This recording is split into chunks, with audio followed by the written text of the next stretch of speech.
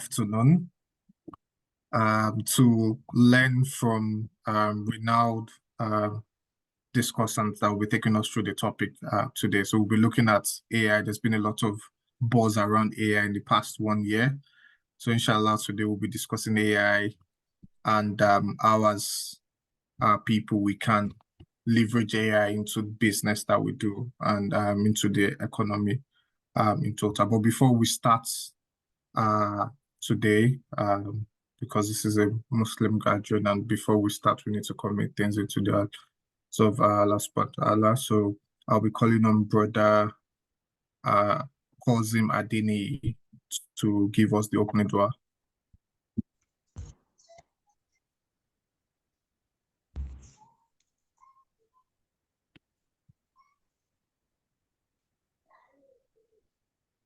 Brother Kozim Adini, are you there?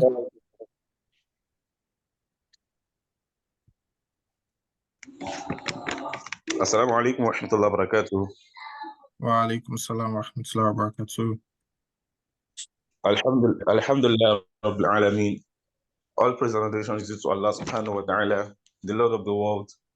We beseech his endless blessings upon the noblest of mankind, Prophet Muhammad sallallahu alaihi wasallam, his household, his companions, and generator of Muslims to the end of time. We have gathered today with the sole intention of seeking the pleasure of Allah subhanahu wa ta'ala. I pray Allah subhanahu wa ta'ala make this session a beneficial one for us. Allah subhanahu wa ta'ala makes every of our knowledge, of our acquired knowledge, beneficial ones, and also preserve every one of us upon goodness. We also use this medium to appreciate and also pray for our brethren who are organizers of this noble event. We pray Allah subhanahu wa ta'ala reward you abundantly, and to the entire Las Mega leadership, pray Allah subhanahu wa ta'ala continue to increase you in wisdom and guidance to continue to pilot the affairs of this noble body. Lastly, Ramadan is our fast approaching. Pray Allah subhanahu wa ta'ala preserve every one of us and make us observe this year's Ramadan in good health. We pray Allah subhanahu wa ta'ala increase every one of us in provision, and above all, pray Allah subhanahu wa ta'ala accept all of our endeavors during this glorious month as a month of Ibadah. Once again, assalamu alaikum wa rahmatullahi wa barakatuh. Wa alaikum assalam wa rahmatullahi wa barakatuh.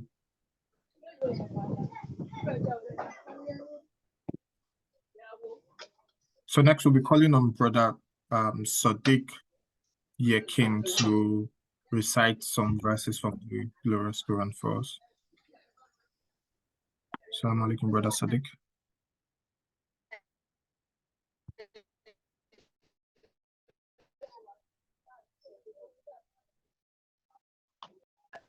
No, sir.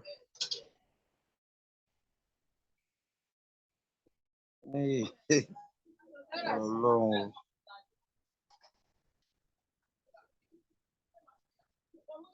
Brother Sadiq. Yeah, assalamu alaikum warahmatullahi wabarakatuh. Wa alaikum assalam wa barakatuh. Sorry, I lost the network.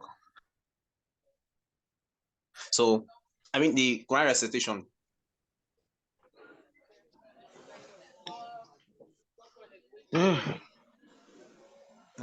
أعوذ بالله من الشيطان الرجيم. Can you hear me? Yes, we can hear you. All right. أعوذ بالله من الشيطان الرجيم.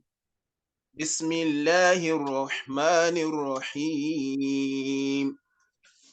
تبارك الذي جعل في السماء بروجا وجعل فيها سراجا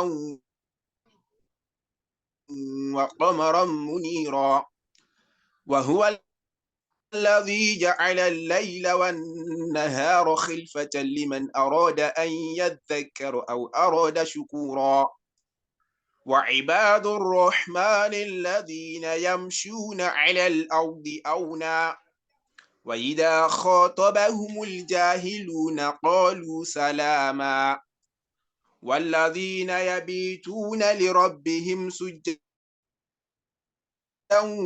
وقياما والذين يقولون ربنا اصرف عنا عذاب جهنم إن عذابها كان غراما إنها ساءت مستقرا ومقاما والذين إذا أنفقوا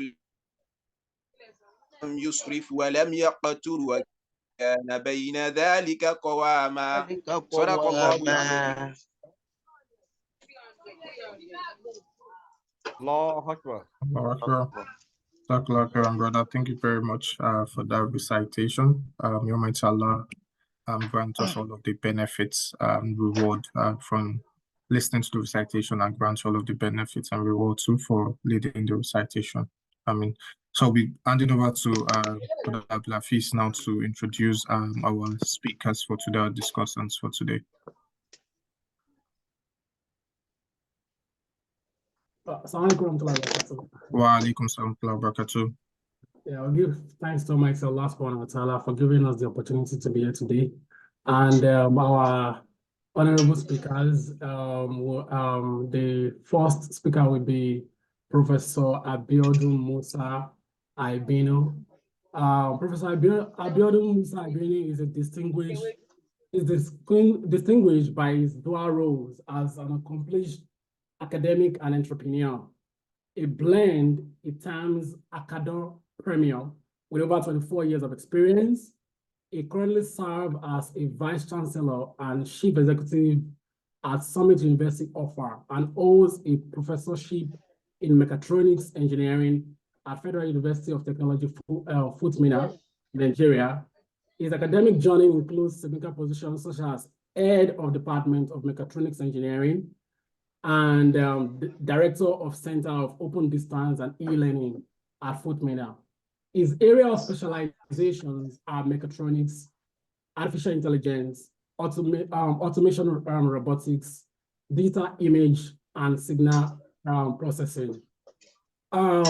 Before his academic tenure, Professor Ibino gained valuable industry experience with notable organizations like MTN Communications and GS Telecoms in Nigeria.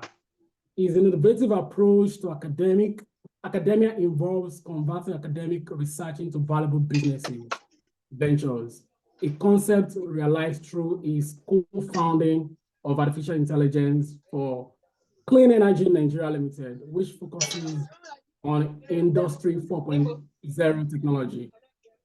Professor Abiodun's contributions have been recognized with numerous awards, including the Nigerian Air Force Research and Development Award, Savicom Excellence Award from Futmina rather. He has secured multiple research grants from his bodies, underscoring his commitment to advancing his research area, which includes digital signals and image processing, ICT, robotics, and clean energy generation. Professor Abiodun is an esteemed professor. He's an author. And he has published extensively in both local and international journals, with many of his works being highly cited within the academic communities. It's quite amazing that Professor Abiodun has citation of over 2,152. His commitment to mentorship and development is evident in his commitment to mentorship, teaching, supervising students in Nigeria, both in Nigeria and Malaysia, alongside with research resources for Nigerian Defense Forces. In addition to his academic and entrepreneurial pursuit, Professor Ibino holds the cultural title of mortgagee in his family lineage in Ibadan, Oyo State, reflecting his deep connection to his heritage and community. I welcome Professor Ibino Abiodun to the high table. Assalamu alaikum warahmatullahi wabarakatuh. Wa alaikum salam wa barakatuh. Thanks a lot for that wonderful citation. I will want the moderator or the host to allow me to share my screen. And how many minutes do I have for this call? You have 50 for this call. 15 minutes for 15 minutes, okay. for the presentation. Yeah. Okay, thanks for this presentation. Okay, fine. Okay, let's start. So while the prof is bringing up the presentation, just wanted to add that any questions that you have, you can put them in the chat section.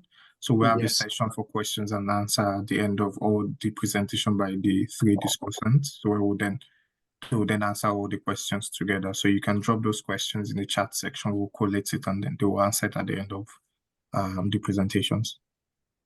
Okay. Yeah. Once again, Assalamu alaikum wa rahmatullahi wa barakatuh. And a wonderful good day to each and every one of us. So when you look at this title, you will agree with me that this title is very hard and it's nothing but what we should be talking about now, co-creating value. Co-creating value. That is, let's do it together. And I'm going to also share why that word, co-creating. Again, this is just I am presently the Vice Chancellor, Summit University. I'm also Mogaji. Mogaji in Ibadan means that you are Olubadan of Ibadan designate, that Olubadan of Ibadan in waiting, because we have our own unique approach to the throne of our town, of our city, Ibadan city. So that's just it. But this is what I do. I'm into mechatronics engineering. I'm into acadopreneurship. Acadopreneurship, okay, mechatronics means mechanism plus was formed, or a portmanteau of two words, mechanism and electronics. While acadopreneurship is also portmanteau of two words, academics and entrepreneurship. And I'm also into artificial intelligence, spiritual intelligence, and borderless learning. Today, I will be talking just about artificial intelligence and a blend of acadopreneurship. But let me start by sharing this vision with you. That's our vision at Summit University of Art. That at Summit University of Art, we shall be developing innovations and inventions that will be changing the way we live in our communities. We defend our nations and work in Africa. That is what, because we are in an era called the Fourth Industrial Revolution era. And two key words are so much important during this era. They are innovations and invention. Innovations is more or less like co-creating value, that is, adding more values to what we have. Invention means that it has not been in existence before, but let's create it. So in this presentation, we shall be examining the transformative impact of industrial revolution, and we shall be focusing on artificial intelligence. Then we will explore current AI capabilities and their application alongside future prospects in business and how we can co-create value. And what are those things we need in order to do that? So this is the outline of my presentation. Yeah, some of us, some years ago, yeah, the moderator can assist us. So, okay, some years ago, woman evolved from a garden. Either that's true or not, we are not to discuss that today, but that's what we have been made to believe with some spiritual tests.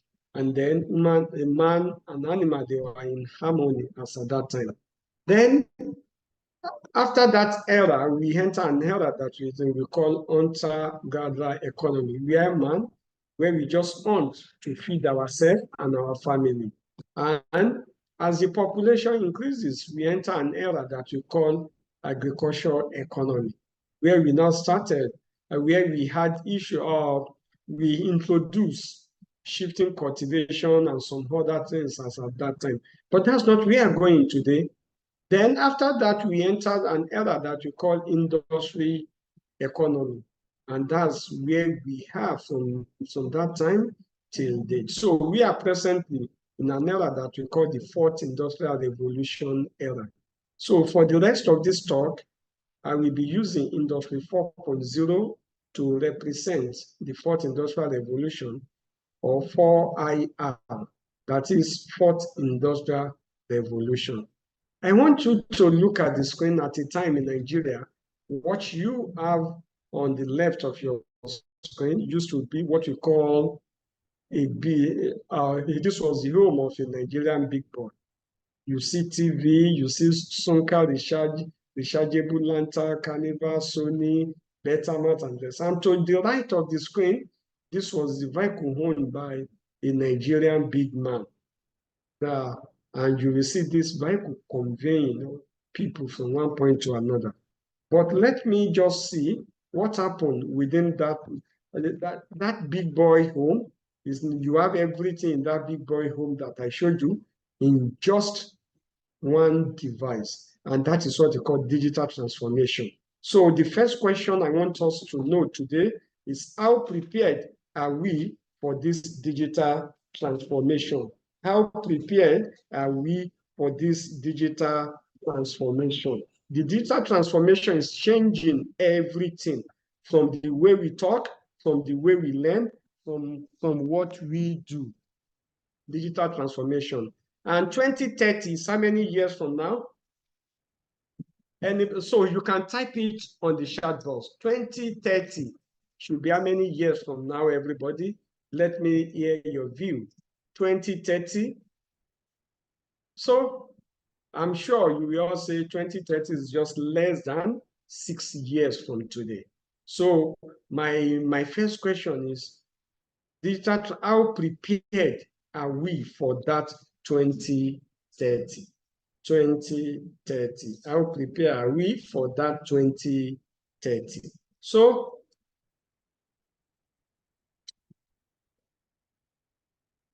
now let's now continue the talk. Now, for some of us that are very conversant of Ibadan address, you can see to the left of the screen, we used to have those buses or cars, we call them taxi. And to others, at some point in time, there used to be some junction or places that we used to call taxi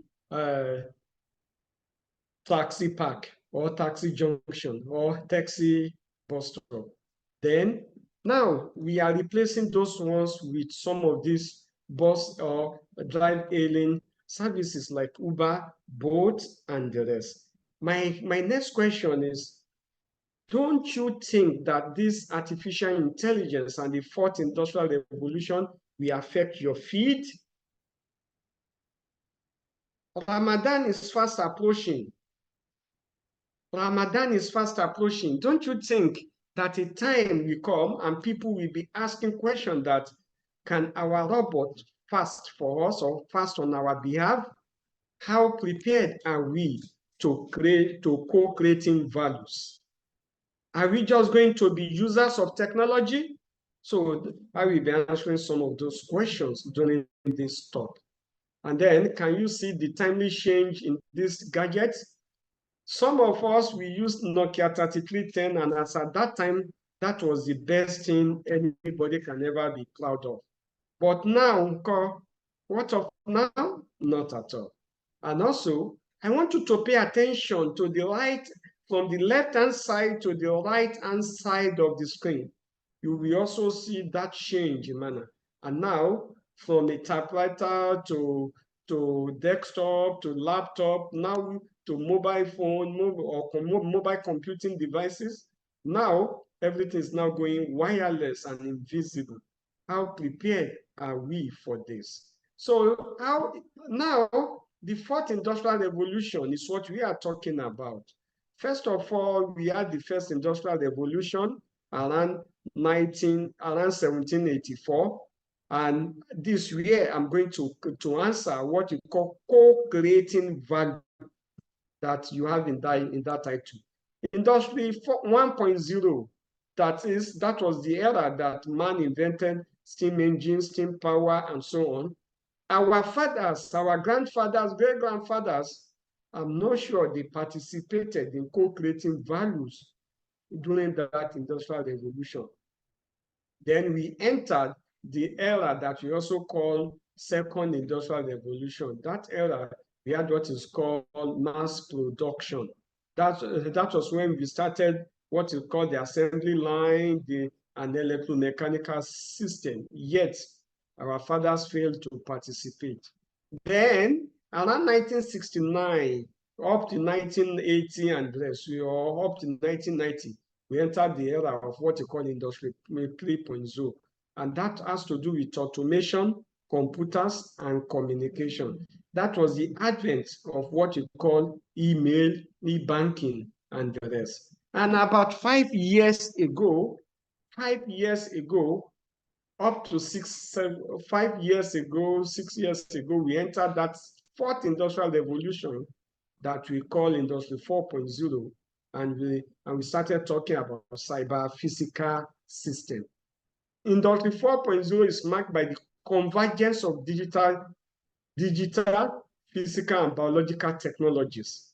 And among those technologies, and then among the cutting-edge technologies in that revolution include AI, artificial intelligence, IoT, blockchain, and this. And during this era or this revolution, we talk about cyber physical system. That is, we have three things: computation, communication, and control. And then what you talk about there is about information, data analysis, data analytics, and then. So this is a plethora of the technologies behind that Industry 4.0.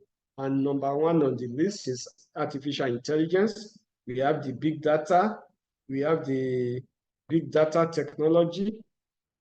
We have other technologies along that line. So let me just pause at this point and ask us, which of this technology are you very conversant with? I want you to type it on the chat and let's take that poll immediately now. Thank you. Just 1 minute, type. We have AI, we have big data, we have robotic, we have smart system, blockchain, 3D printing, and so on. Just type the one you are very conversant with. Let's check. Yes, I'm waiting.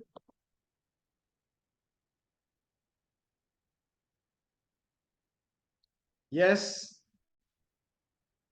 Okay, yeah, yes, anybody, okay. E-commerce, okay, number 1, number 2, number 8, AI, big data, augmented reality, IoT. Yes, more? Okay, number 12, number 10, e-commerce, yeah, e-commerce. Let's add more, okay. You can see, most of us, let me ask us one. If you are not conversant with AI, then I'm sure most of us, we must have been using Google Map or map on our phone or some of these mobile apps.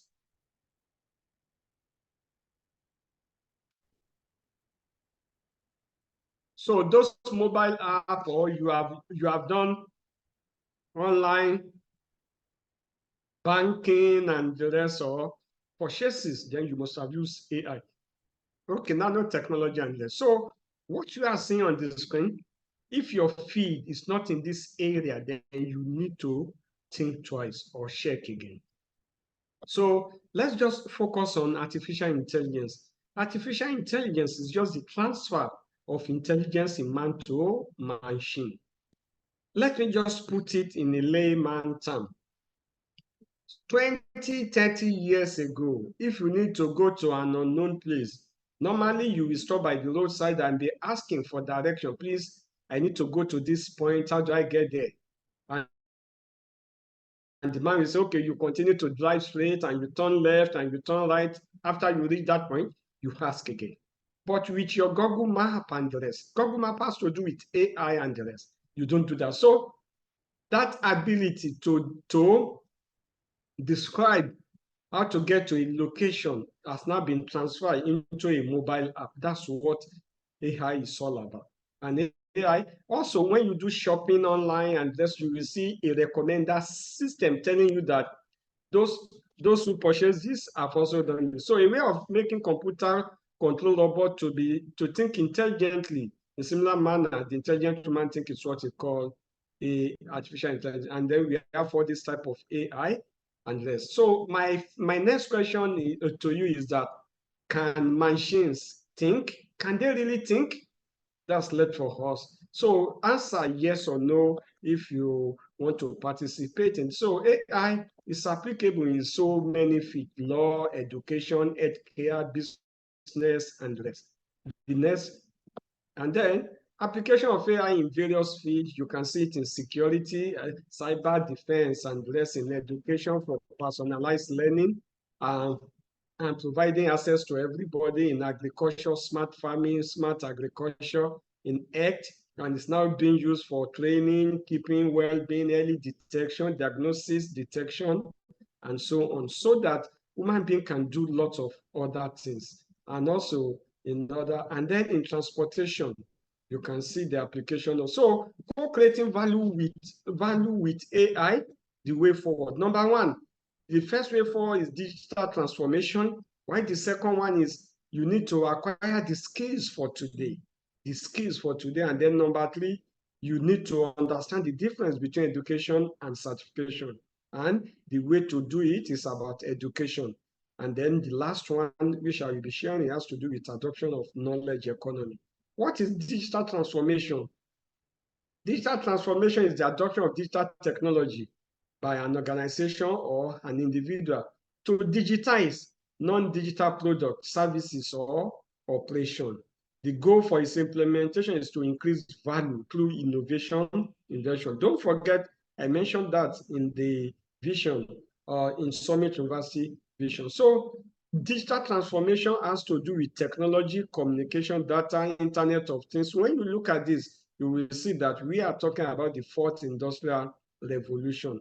And this is the process you need to take if you really want to co-create value under this era, in this era, that is digital transformation of your processes. And you must understand one thing. You don't just start from nothing and expect to transform, as we have it on the screen right now. How to scale your business with digitalization for co-creating value. You start like what we have in that second diagram or analysis from so you can see that data transformation is a gradual process. So these are the skills also. So don't forget, the second way to co-create value is to acquire the skills for today. These are the skills you need to acquire if you need to co-create value. Now, number one, you must be creative. Number two, you must have high emotional quotient, high, very, very high.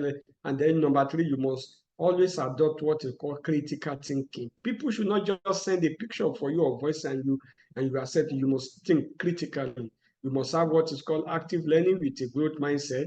And then number five, you must have judgment and decision-making skill. And then what we have this sixth one, which is interpersonal communication skill.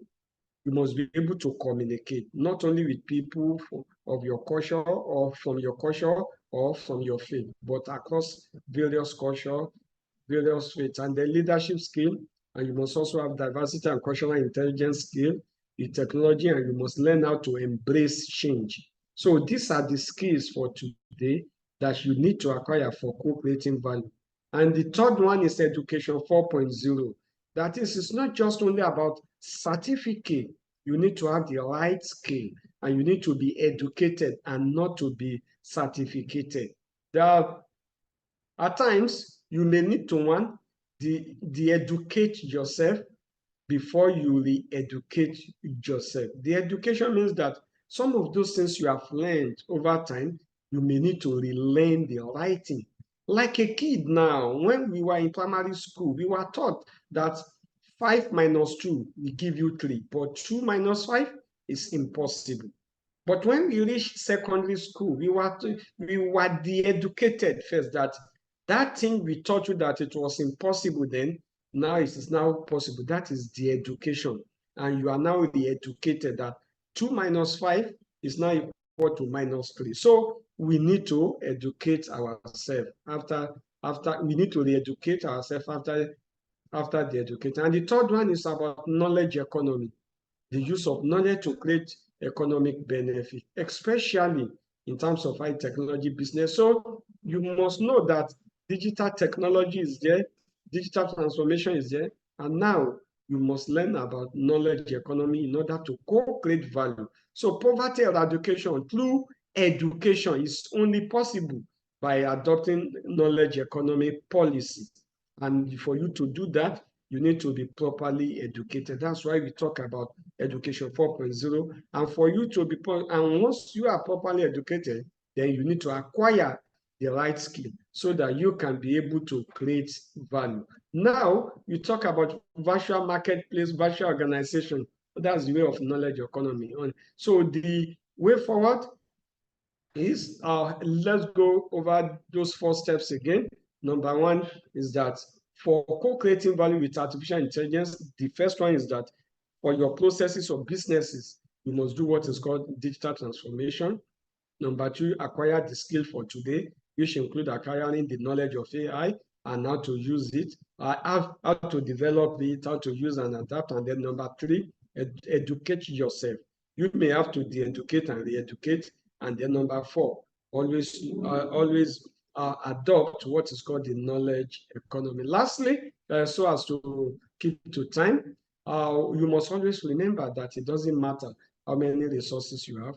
If you don't know how to use them, it will never be enough. Just like that man on the screen, having enormous resources, but yet those resources have not been beneficial to him because he needs only just one ladder. But see, what he has not been able to make him to look at the other side of the way. So this note, I say in conclusion, just like the Industrial Revolution, AI is a powerful force transforming industry from streamlining business process to personalizing education and less.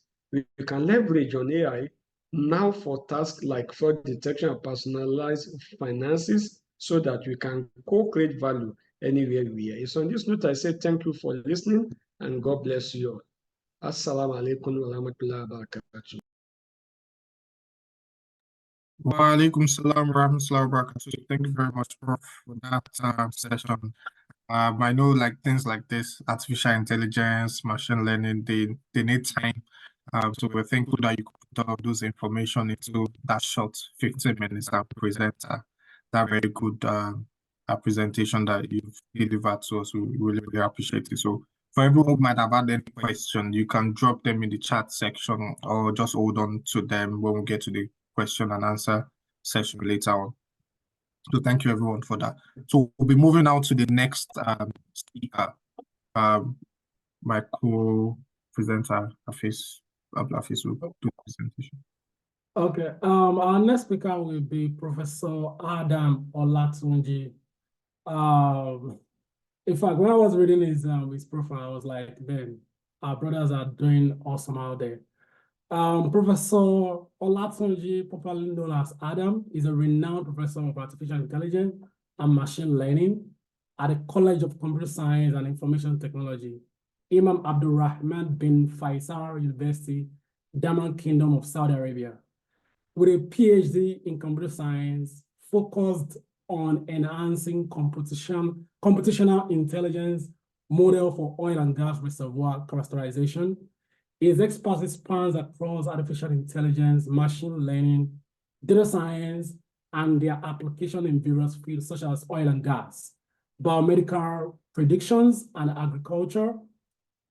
He has an impressive professional background, having served in both academic and research capabilities at esteemed institutions. His career highlights include significant roles such as chairman of artificial intelligence, department curriculum units, and supervising postgraduate and undergraduate theses with a focus on data science and machine learning.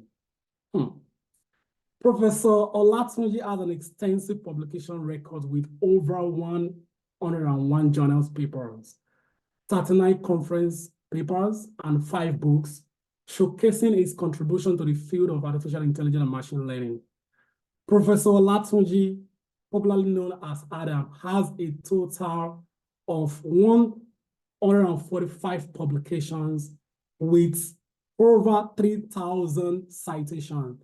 I know people in academia will understand when we talk about citations. It simply means that he's making an impact in the world, in the, to the body of knowledge. He is a member of several professional societies, include Society of Petroleum Engineering, IEEE, Computer Machining, ACM. His skills in machine learning, data science, programming, combined with his experience in teaching and curriculum development, make him a distinguished figure in his field. His work has his work has not only contributed to the academic knowledge, but also practical application in industries like oil and gas and healthcare, demonstrating his commitment to using technologies to solving world problems. Brothers and sisters in Islam, I welcome Professor Adam Olatunji. Assalamu alaikum warahmatullahi wabarakatuh.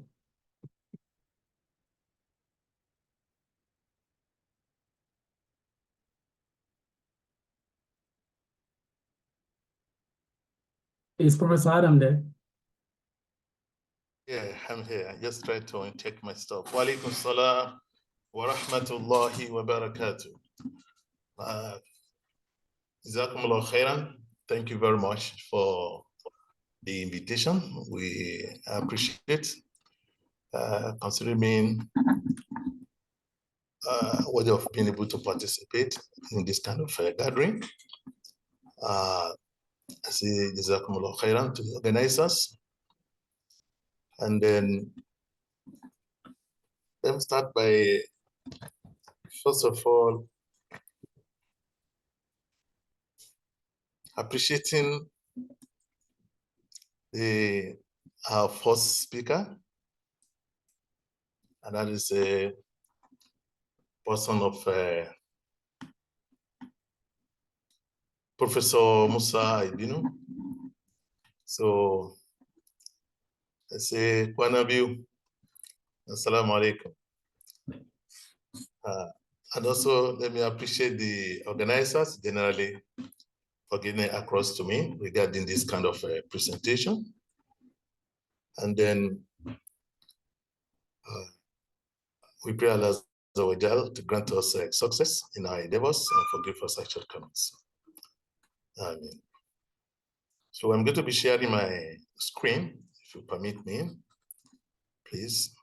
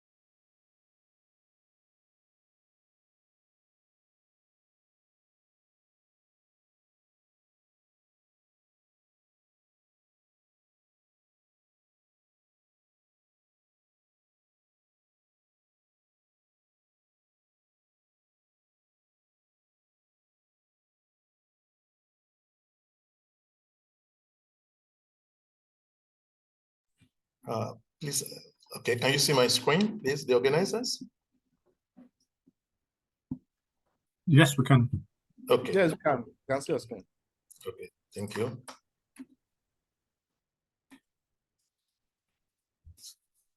So we are going to be speaking on the topic, the future of artificial intelligence and machine learning in business. Permit me to stand on the protocol that have earlier been established by the first speaker. And then, so we're going to go into the business proper.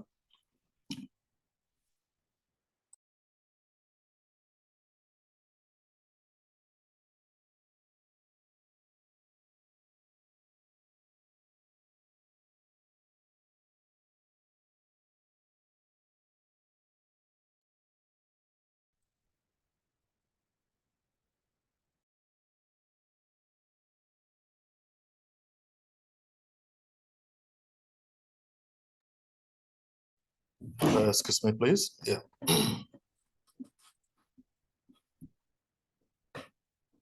Okay. I hope I'm audible now. Hello? Yes, we can hear you. Okay. The presentation, we can see the PowerPoint slide Okay. that shows what this is the slide and the next slide. Okay, So I thank you think very much. that's what you want to use.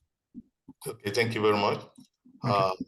I say Bismillah wa salatu wa salam ala Rasulullah. Assalamu alaikum wa rahmatullahi wa barakatuh. Wa alaikum salam wa rahmatullahi wa barakatuh. So, Alhamdulillah Rabbil Alameen. All thanks and adorations are due to our Creator for the opportunities and for granting us another opportunity of life. We beseech Him for His continuous mercy. So I appreciate the organizers of this program, and I wish you all the best. And I pray Allah will accept us ibadah from each and every one of us. So we're going to be talking on the topic of the future of artificial intelligence and machine learning in businesses. So when I got this particular invitation, of course, it's always a pleasure for me to interact with my brothers and sisters, and I hope, okay, we can share some of the little knowledge that Allah has granted us. However, so where we're going to start is the topic itself. When we say the future of artificial intelligence and machine learning in businesses, so there's an intricacy that has been raised by the topic itself. And that is the fact that the organizers realize that there's artificial intelligence and there's machine learning, even though machine learning is supposed to be a subset of artificial intelligence. So the question is, then why don't we make the topic to be the future of artificial intelligence in businesses? Because in that case, machine learning will also be included. However, this is the latest norm, and this is where we're going to start our discussion today, inshallah.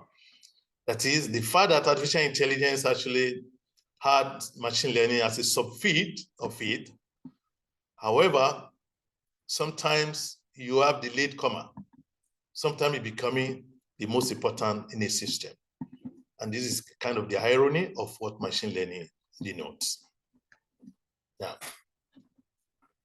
when you say artificial intelligence, as that to be coined by the organizer, so we're going to maintain it that way because that is actually the way it is. So we say we'll not talk more about AI because our first speaker, Professor Musa Ibinu, already dealt with that, and also in a very big holistic way. Say Jazakallah khairan to him. So knowing that AI, when you refer to AI, it's like trying to see how human intelligence processes like learning, reasoning, self-correction and the likes could be embedded in a computer system. So, and one of the branches of artificial intelligence or a subfield of AI is what we often refer to as machine learning. So, however, this came at the end. If you look at history of AI, so AI is not new. It's been very long. Some of us are actually not born when the idea started. But the idea of machine learning is the one that is very recent that we have to get right. So when we talk of AI, we say it's like mimicking the intelligence or behavioral pattern of humans or any other living entity. And under it, we can see here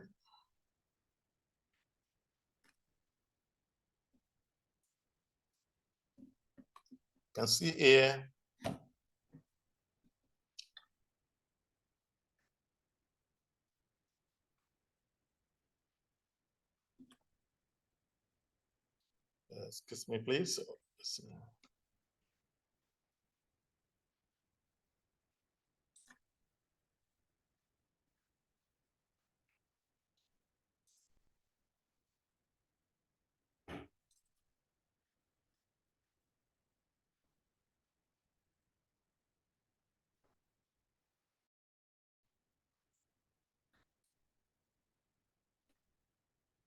Excuse me, there's a little technical glitch here from my side. Apologies for that.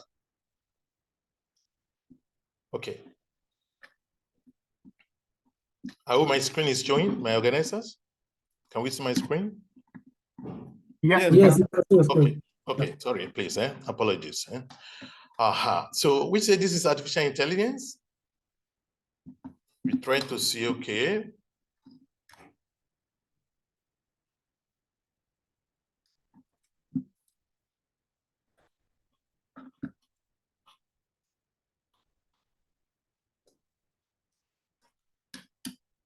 So AI is standing for mimicking the intelligence or behavioral pattern of humans or any other living entity, whereas machine learning is a technique by which a computer can learn from data without using a complex set of different rules. So it's based on the principle of let the data speak.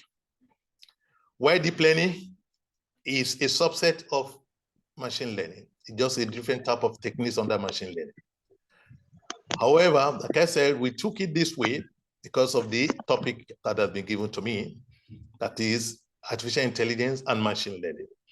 Because ideally, it should be artificial intelligence, but however, it means the organizers are very much aware that machine learning is not just ordinary subtopic anymore. It has now been able to distinguish itself as one of the most important AI concepts, if not the most important one among the peers. So here we can see this is AI. We have cognitive, we have the natural language processing, we have the robotics, the knowledge-based systems. Then this machine learning concept came in.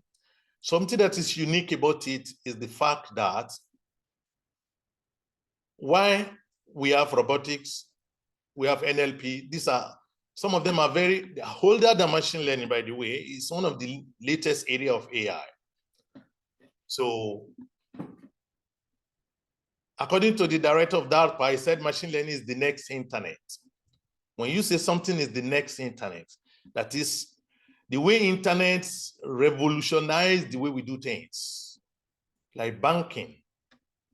Without internet, there's no way you can be thousands of kilometers away and you are carrying out operation in your banking branch and whatever you want to do with it. E-commerce. When I was in the university during my undergraduate days, we used to see e-commerce as a theoretical concept. Because how can you sell things online? Who will buy it from you? But the reality is there. So internet really changed the face of everything. So when you say machine learning, they say it's the next internet. So the next thing that is expected to change the world, just like internet did, is machine learning. So that is why machine learning is not just one subfield of AI, but actually other subfield of AI needs machine learning to make them sophisticated for proper delivery of services. For example, NLP. NLP is not new, but the idea of ChatGPT, the kind of language model we're talking about, because of the integration of machine learning to NLP, that took it to another level entirely. You want super robotics, you have to integrate machine learning into it. That is even under other subfields of AI, they need integration of machine learning to be able to take their own advantage to the next level. So that is why these days, because it's often a very common question people ask, when you talk of artificial intelligence, why do you say artificial intelligence and machine learning? Is machine learning not under artificial intelligence? Is it necessary to say AI and machine learning? Yes, because of the uniqueness that machine learning has brought to the table, changing the way things are being done, even for the other aspect of artificial intelligence. So in summary, so what AI is saying, I mean, machine learning is a big paradigm change. You know, we have the traditional programming concept where you supply data, somebody has to write the program. You need somebody to write the program. So then you bring in the data, then you can generate the output. So machine learning, and we know the problem of programming. To write a program is not easy. Led to the idea of software engineering, the rate at which hardware are developing every day, every week, every month. The Silicon Valley keeps shipping out new hardware concepts. However, for program, it's not easy to write. As an example, I'd like to give the big Microsoft some years back, developed Vista, Microsoft Vista, after several years. But however, after the sale, the deployment, they realized there are a lot of bugs in Vista. They have to quickly produce the next edition of Windows, and they asked the people who purchased Vista to migrate to the next edition for free, because the bug in Vista was just too much, that fixing it is not an option. They have to produce new window and then ask people to, if you purchase Vista, a Microsoft operating system, you move to the next one for free. Why? As big as they are, because generating program is not easy, unlike hardware that keep coming out every time. So programming has always been the big problem we face in computing. Therefore, machine learning is changing that challenge totally by saying, rather than suffering from the lack of enough programmers, program is not working, it has bug, they say, hey, can we change the paradigms? Let the data speak. So rather than spending so much time on the program, just give me data, give me the output of that data set in the past, historical data set. And then with the algorithm inside AI, then it will automatically generate a program. And that is the big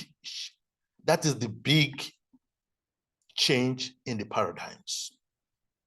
And that's why it is revolutionizing the world in AI. And that's why you cannot mention AI, you mention machine learning. Because like I said earlier, even subfield of AI needs machine learning to take them to the next level, because of the concept of, because data set is just wasting away. A lot of data set in your industry here and there. However, we don't know we can use it actually. But with the coming of machine learning, then the idea of let the data speak is becoming what we need. A lot of things are changing. So as my first speaker said, are we ready for it? Are we even aware of it? And then how can we take advantage of this big concept that are ravaging the world? Now, so moving further, having realized the relationship between, when we talk of machine learning, artificial intelligence, and some other fields, what machine learning is bringing to the table is the principle of let the data speak. And the good thing is that the data is just too abundant, wasting away. See, go to any medical center, you see a lot of data, either it is computerized or on paper. Can we bring in this historical data that is wasting away, and we can use it to determine what might happen in future? Or we can be able to provide necessary assurance to prevent disaster. So on the current landscape, we look at the overview of what we have presently. Like I said, artificial intelligence, machine learning. So there are other aspects of machine learning. We have the historical background. Machine learning came in, you can see in the 80s, started hearing about it. We started hearing of it in the 80s. Knowledge-based system was as early as 60s, 70s. Knowledge-based system was providing some industrial revolution at that point in time. So it is the concept of machine learning that is very, very more recent that is changing the whole system. So we said AI and machine learning have witnessed increased adoption with specific applications in healthcare and life sciences. For example, you have patient health record analysis and inside outcome forecasting, modeling, accelerated drug development,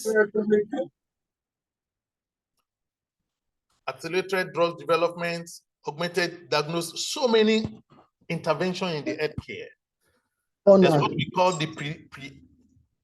call the preemptive diagnostic system. Why do we need to wait for people to be sick? Just like sometimes we predict there's going to be rain and we're able to get it right in most cases. When hurricane used to come and attack people, a lot of people losing their lives, with the deployment of strategic data-driven system, a lot to be sent before hurricane happened and people could be evacuated. In similar way, in healthcare system, we are saying, while waiting for people to be sick, because before the symptoms actually arrives, the sickness already prolonged in the body. So why don't we use data to detect it at a very early stage before these symptoms start coming out? Because often than not, by the time the symptoms start coming out, it is already late stage. So AI machine learning are witnessing huge application in this area. In manufacturing, mention it, so many possibilities. E-commerce is there. Example as we mentioned by our previous speaker. If you purchase something online, quickly recommend for you, people from your area, from your country are also purchasing this. People purchase something similar to what you are purchasing, they're also doing this. If you are not disciplined financially, then you might end up buying things you never planned to buy because of the recommendation system. So financial services, risk assessments, people used to hack cards, bank of people. We are taking it to preemptive. Don't allow the attack to take place. Can we predict that this bank account is going to be hacked so time, and you can block the account before it actually takes place? I call it proactive financial system based on machine learning and data analytics. So telecommunications, so many areas we want to view that AI and machine learning has done be there. A lot of things have been done. Of all these, let the data speak idea is the main driving force, because data is an abundance, wasting away. If you can bring in the data set, then we can do a lot of things. So under this is where we can have descriptive data analytics. We can have diagnostic data analytics. Descriptive data analytics is the one in the past, the data in the past. What went wrong? Why do we have this kind of data set? Diagnostic try to see, okay, what are the factors that are responsible for this kind of nature of data we're having? Why the predictive data analytics will be able to now use insight. Then what can we do? What will happen next? Where is it going to be possible cyber attack? So we don't wait for the cyber attack to take place and start looking for the person or try to solve the problem. Predict that it's going to happen, and then you can block it. You can suspend the system for some time so that attacker will find out that, oh, the system I want to attack is not even online now. So proactive system based on data-driven decision-making. So imagine your manager can call you overnight. You are planning not to come to work tomorrow, and your manager calls you and say, hey, excuse me, we have some visitors visiting us in our company next week. Tomorrow, can you please try to make sure you are available? You wonder how is he able to know? Yeah, we have absenteeism predictive system that will allow you to run system for all the workers and send message to the manager that so person will be absent tomorrow, based on your previous historical background of you and other workers that have similar system to you. So these are happening. So it's not magic, it is data. So the availability of data sets has made a lot of things that were initially not possible now to be possible. And businesses are taking huge advantage of it. The question is, how ready are we? Some of the benefits already realized in this is cost saving by automating repetitive tasks.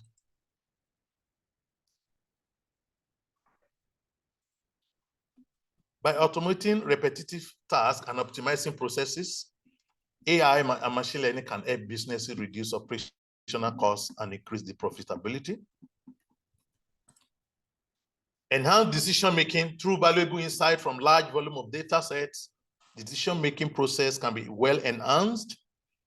Improve productivity and efficiency. So AI and machine learning technologies streamline workflow, optimizes resources, and then the efficiency, like the example I just mentioned, efficiency can be reinforced. People who are not happy, you don't wait for your staff now these days to complain that they're not happy. There are systems that monitor them. Data will show you and predict to you that so staff is not happy. You need to talk to the staff. You need to do something for them. Things are really changing a lot with the effective utilization of data set in what we call let the data speak. Personalized services, whereby you have like recommendation system, health system. So rather than just generalized system, no, individual has a system that monitors them, they know what you are doing. As you're using Google Map for free, nothing is free. They're monitoring you, the way you are walking, the way you are going. So things are being recommended for you as you drive to a particular city. Companies or shopping malls who subscribe to this Google will send you alert. There's a promotion beside you. So everybody is being monitored, your data is being gathered, and then it support the business productivity of the people who are taking advantage of such. Improve security. So with real-time based fraud detection and intrusion detection, and what I personally call proactive intrusion detection. We don't wait for the attack to take place, but we actually estimate when is it going to take place. Then we can block it before it happens, or we can take the system up temporarily to prevent the attacker from succeeding. Of course, enhanced customer services like AI-powered chatbot, virtual assistant can provide instant support to customers, thereby saving a lot of time and also preventing customer churn. Customer churn is when your customer decide to leave your company. Like you have a telecom company, you don't want them to leave, because a lost customer is a potential enemy that will badmouth your company, especially in this age of social media. They will go online and say a lot of things about your company that the company might not be able to recover from for a long time. So why don't you have a preemptive system that can identify disgruntled or customers that are not happy?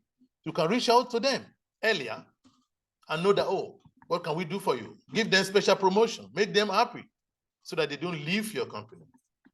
So these are all made possible with the data-driven capability of AI and machine learning.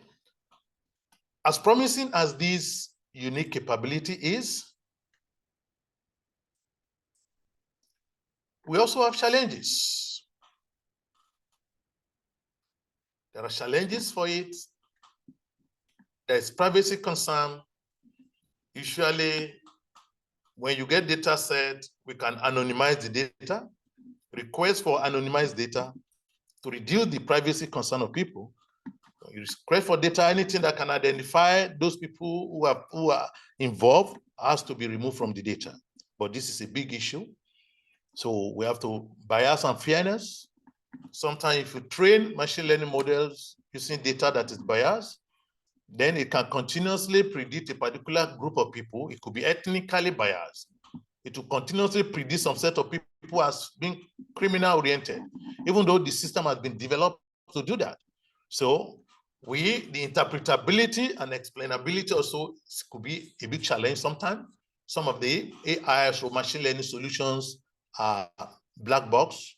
So we have to try to see how can we white out the black box so that you can be able to explain some of the concept in an easy to use manner.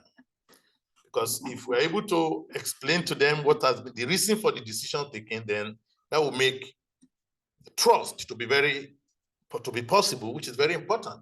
So people that are using the system, then they can have trust in the recommendation system that our AI or machine learning system are getting.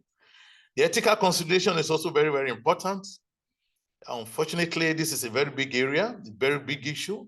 It's not, AI has so many capability. It's not everything that is doable that we have to do. Some things just needed to be avoided in order to preserve the integrity of humanity and to prevent challenges. The skill gaps, it's very, very also big challenge we have here. That's every day, the need for AI and machine learning engineers, developers are growing faster than whatever provision you can have. It's always not enough. Every company is seeing the advantage of using this system, data-driven decision-making. However, not enough staff to be able to provide this for them. So this is one of the areas that we have to focus on. Things are changing faster. Irrespective of your field, everybody needs to be integrated. The day and age of, oh, I'm not AI guy. No, irrespective of your area, even as an academic, chemistry, chemical engineering, mention any field. You are already, people are talking about, no, there is need for you to integrate artificial intelligence and machine learning into your system. Some of the industry that are embracing AI, these are just sample. The list is not exhaustible. So we have the healthcare, finance, the fintech revolution. So education, like in personalized learning with AI, energy, predictive maintenance, and resource optimization. We have something we call bidirectional predictive solution, whereby we try to estimate the amount of electricity needed by community, and then what is the amount of electricity that this community can generate from solar. Is there an excess? We can direct the excess to another community that cannot generate enough solar electricity. By so doing, we can be able to bridge the gap to prevent the lack of enough electricity that are being experienced in a lot of communities worldwide. Agriculture is also an area that is very, very important. Precision farming. So autonomous self-driven. So many areas we have actually taken it.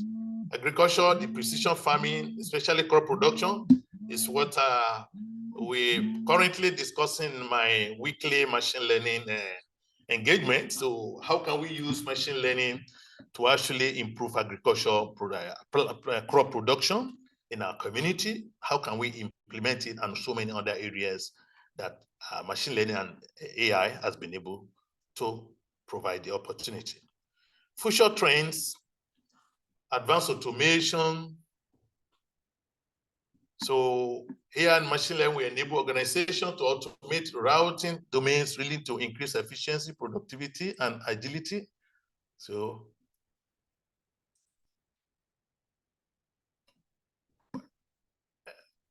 well, okay, I just saw a kind of a comment. So sorry, I was made to realize only the message that my lecture is going to be for 40 minutes. So I didn't know it's going to be 15 minutes. So that's fine. I'll try to round up. Give me for a couple of minutes. Yeah.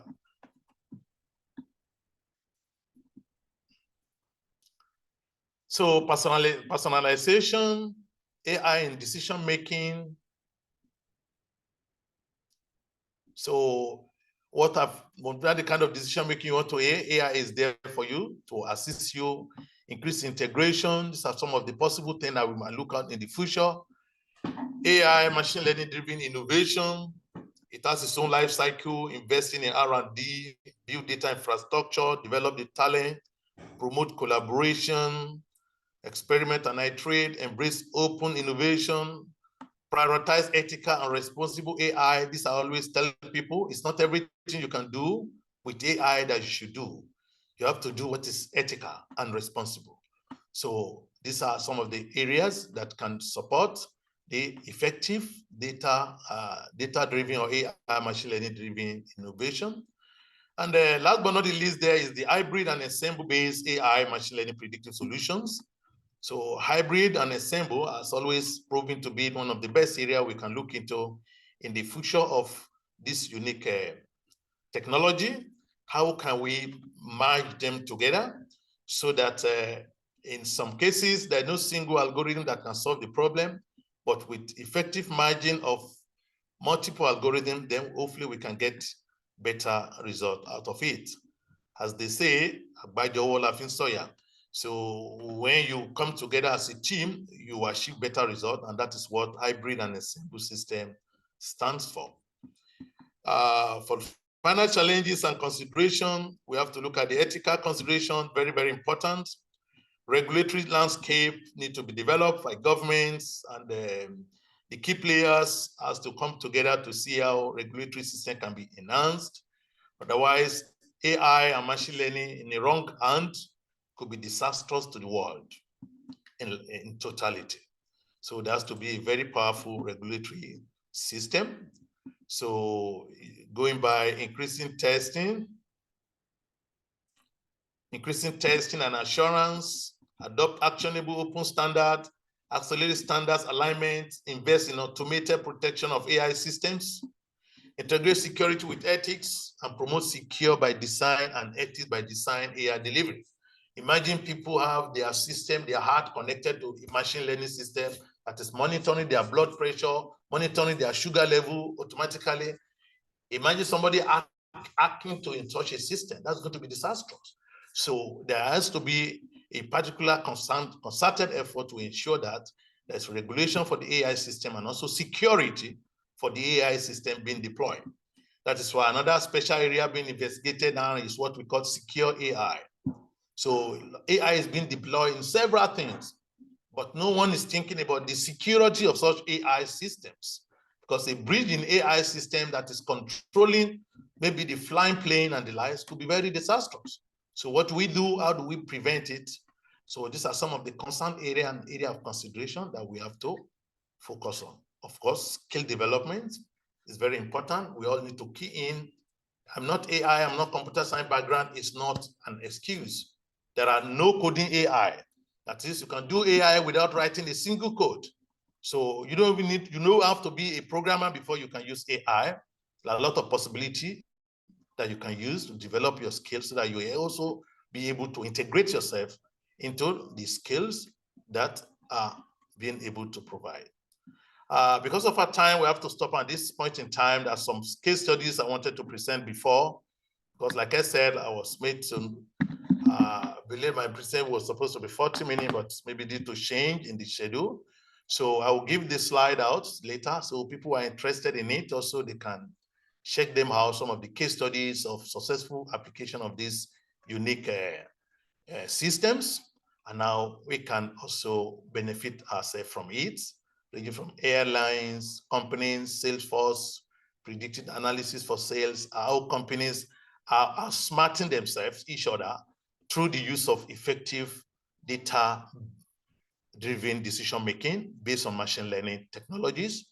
So, and in conclusion, so the technology has come and can no longer be ignored, and that is artificial intelligence and machine learning, especially as it has to do with future business integration and opportunities. So my advice for you all, myself, is we have to look at how we can key in ourselves to be able to understand how it works. The good news is that a lot of data, little data set are wasting away. Bring in the data set and you can do a lot of enormous proactive decision making that can often spur better business opportunities, supporting the economy, supporting individuals, and making the world hopefully a better place to stay. Thank you very much, and I wish you all the best. Assalamu alaikum wa rahmatullahi wa barakatuh. Wa alaikum salam wa rahmatullahi wa barakatuh.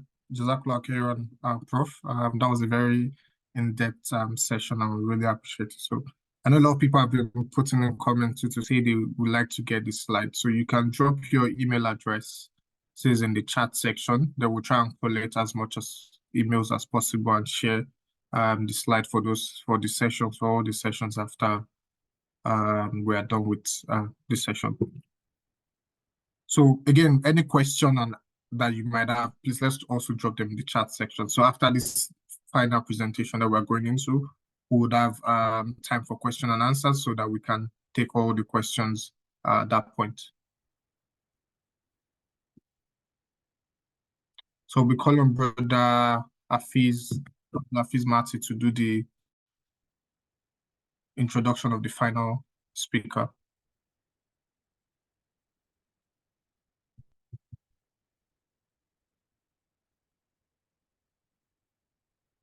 Brother Hafiz.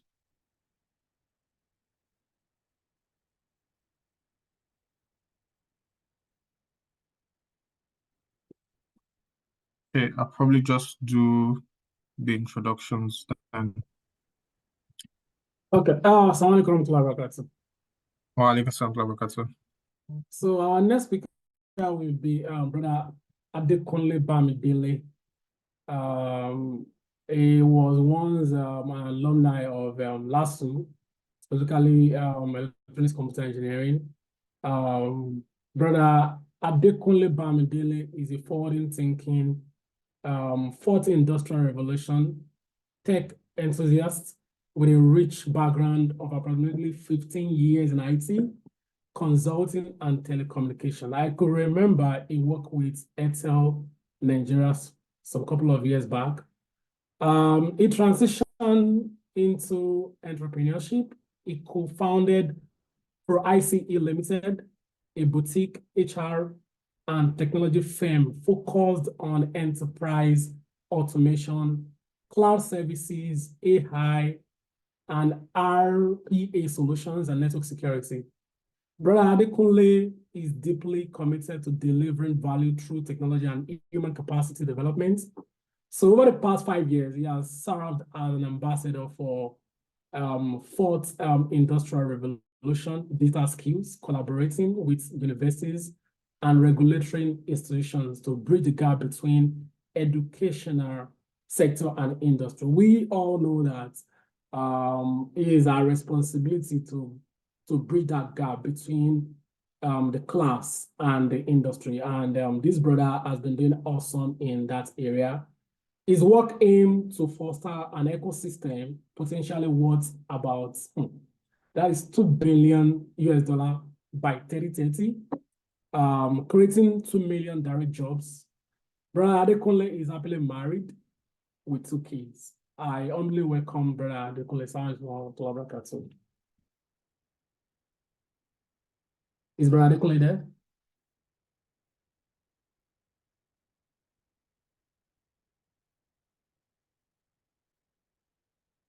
Brother Adekunle Bamdele, are you there?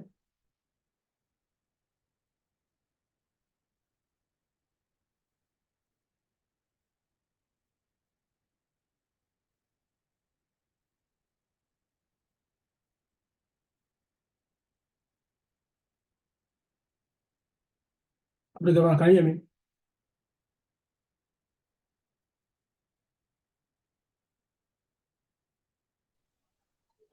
Okay, Assalamu alaikum wa rahmatullahi wa barakatuh.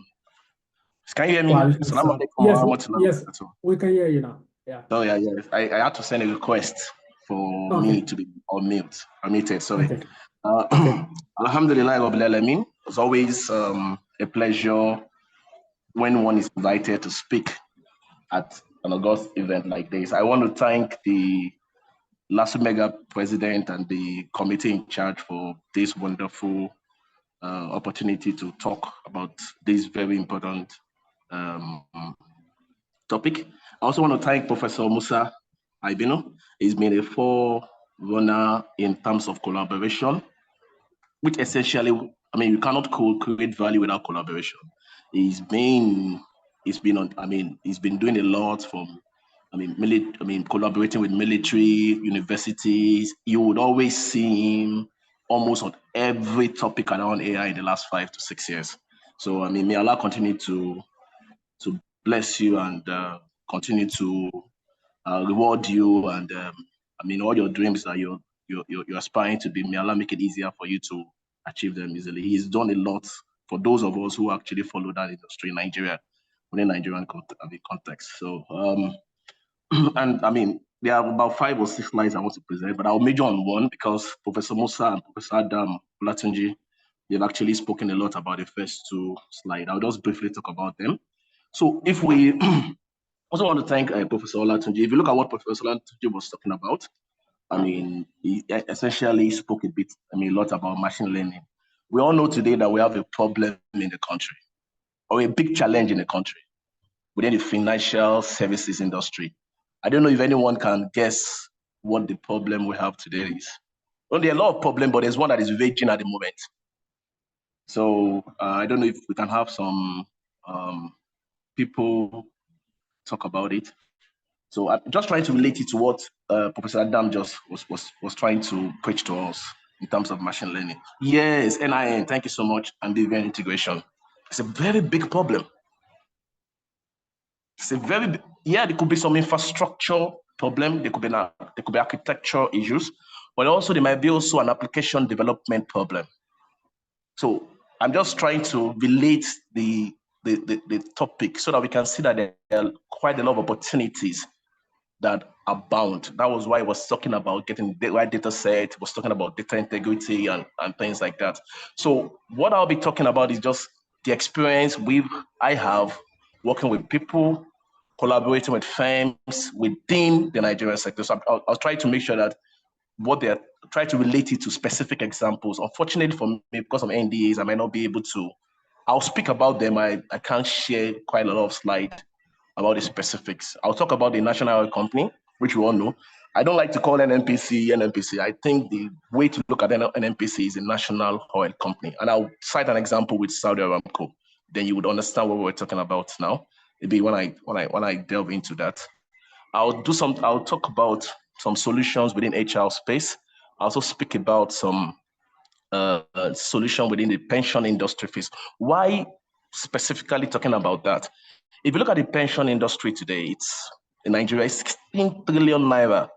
So if we have a 28 trillion naira industry, because we have to talk about practical solutions, something that can take us out of poverty, take people out of poverty, grow an ecosystem, sustain the ecosystem, empower the youth, reorientate the youth from whatever things we're doing today, and also help us to turn our GDP potential into revenue, which is what we don't really have.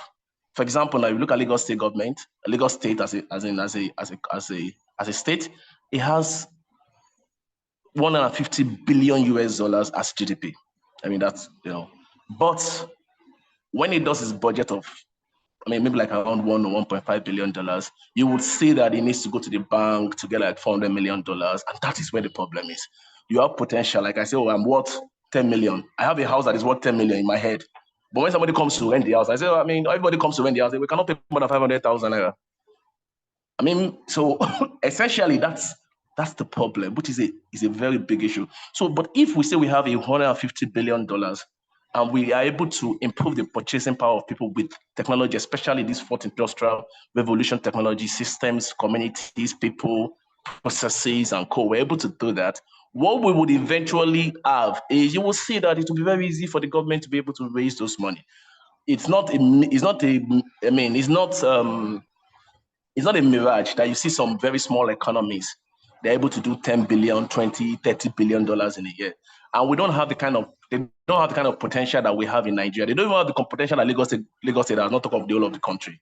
So, I want to go back to the industry specifics. So that's the essence of my own the discussion. So if we look at collaboration, although it's co-creating, but I think I want us to look at it from collaboration. So please, if you look at Nigeria, there's a Nigerian own identity. I want to speak about the importance of collaboration and why we have to also understand, like Allah says in the Quran, that you have to, patience is virtue. You have to persevere. Patience plus endurance. It takes time. Why we have to change the mindset about, getting these things right in terms of collaboration. So if we also look at Nigeria as a whole, in the last 30 years, there's a unique company in Nigeria, funded by Nigeria. There's a unique company in Nigeria, started by an industry where the major stakeholders who owns the company were competition to each other, but they had to collaborate for us to get that company. And that company revolutionized the way we do financial services. I'm trying to limit it. There's only one company that it did it, and every other thing had gone on it. It's not a company that a lot of people relate with, but it's a very popular company. It started like 30 years ago. In fact, it was the owners of that company are actually competitors to each other. I don't know if anybody can think about that company. I'm just trying. I want to talk about collaboration before I go into that last slide. Can anybody think about that company? Oh, InterSwitch. Yeah, alhamdulillah. Thank you so much. InterSwitch was built, like 90% of when it started, InterSwitch was by the banks. All the banks wanted to do their own switch. But a consulting company came up, Accenture, Dr. Sulaiman, Ni Yusuf. Ni Yusuf now, a lot of people know, is the National Economic Summit Group president for the country.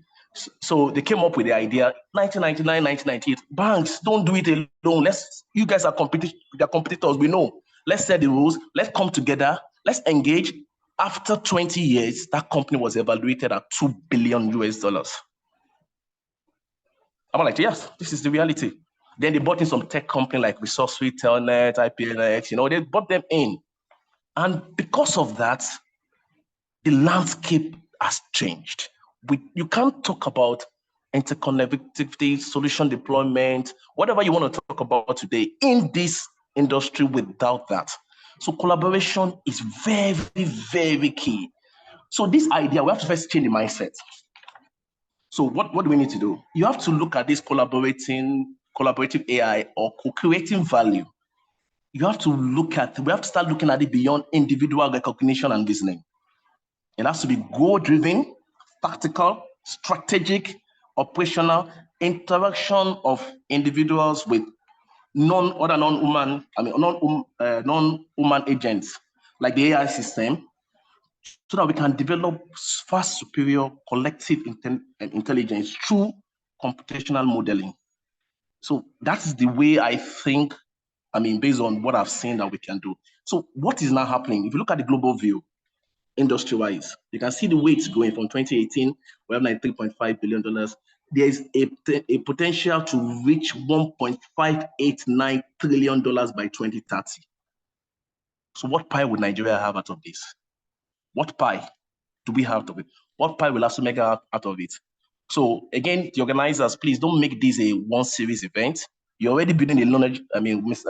Professor Ibino has already spoken about building the knowledge, knowledge economy, on learning. He talks about on educating and re-educating. So what essentially it means is you have to unlearn, you have to learn, and relearn. It's a cycle. That is the way it is. So, and if you look at Professor Ibino's lecture and also Professor Adam Olatunji's lecture, which actually was a bit more detailed into the specifics, what essentially they've been talking about is the future of work. Any one of us that go to the World Economic Forum and they do a future of work analysis year on year, I think from 2016 or 2015. If you look at that, they've been talking about these jobs will not be available again. This is the future.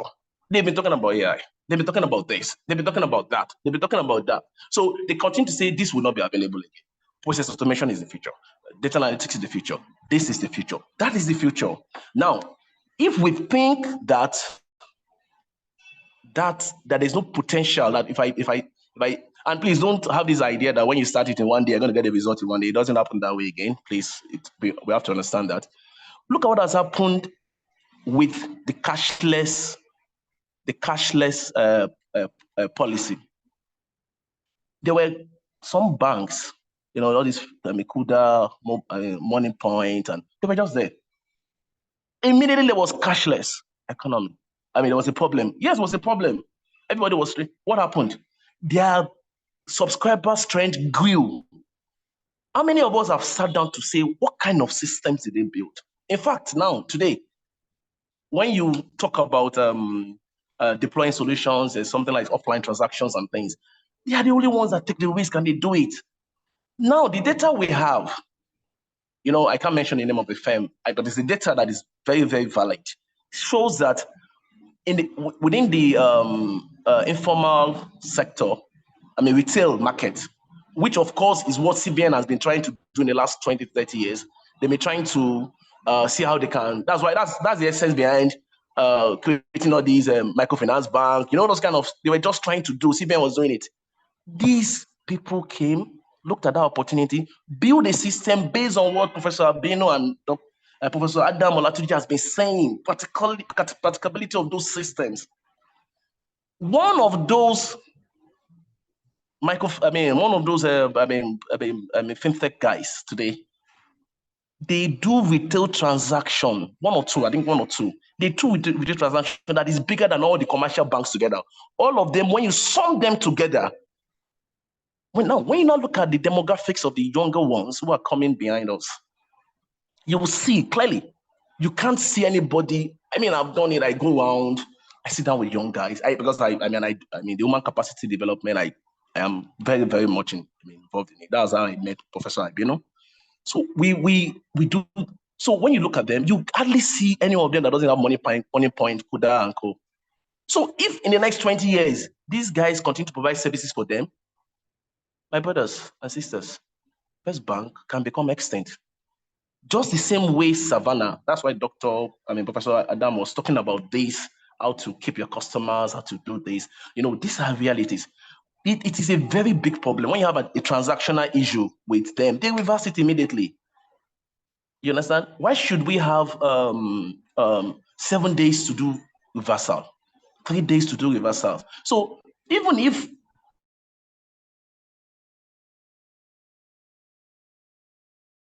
the firms are not going to change,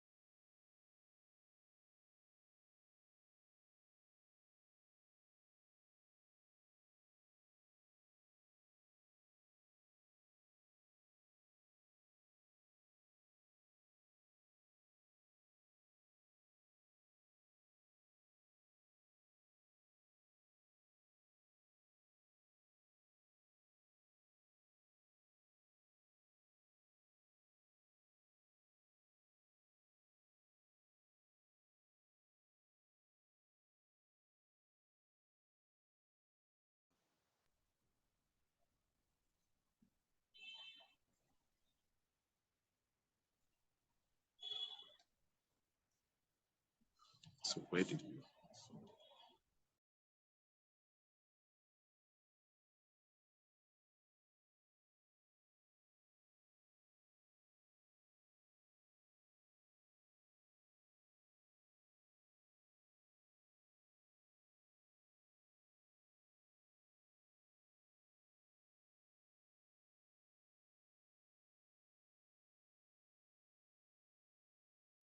Can you hear me now, please?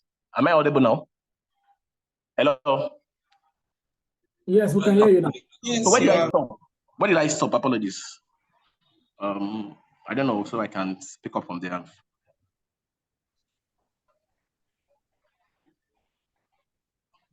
Hello? Please, where did I stop? Where did you hear me last? Hello, please, moderator. Hello? Wow, I think there's something wrong.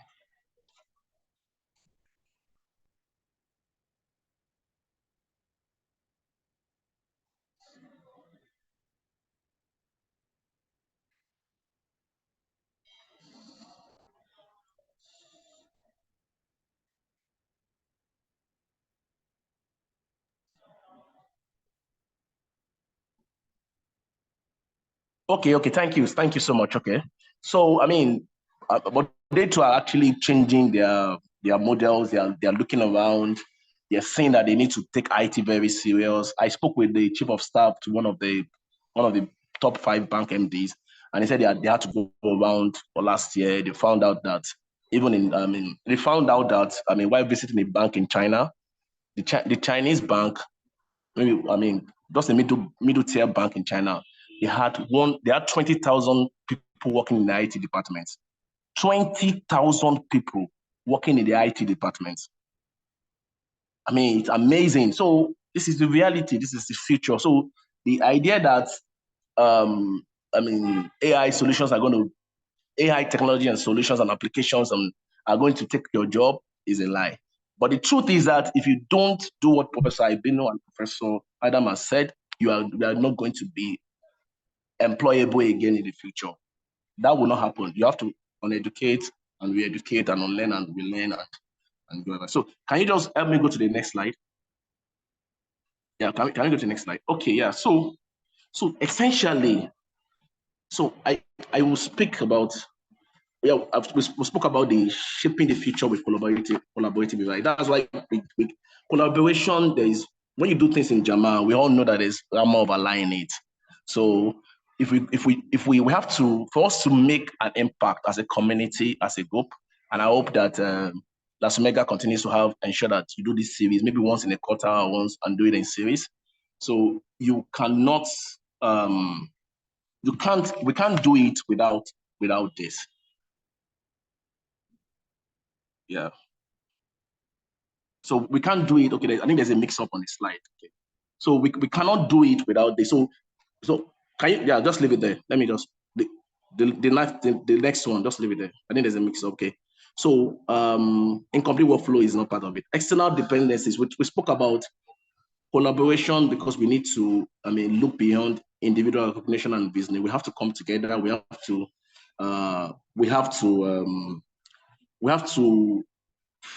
look at how these AI systems interact with their users. We have to look at the challenges between these systems and their users. I'm going to give an example. So the national oil company, that's Saudi Aramco. There was a time our own company was also looking for, looking for a vendor, a global vendor for its AI to start its AI journey as part of this digital transformation journey. So another thing I like us to look at when you see the industry is that you see that in the industry, even the private sector, most of the data that you have there, most of the digital transformation is almost at its infancy. Even for banks, for maybe financial institutions that you think are a bit advanced, you'll still see that not all areas of even their operations do they have, have they been able to implement the right digital transformation technologies? How do you look at it? There is nothing that just simple, ATM queries is a big problem.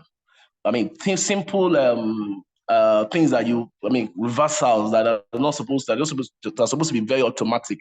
You understand?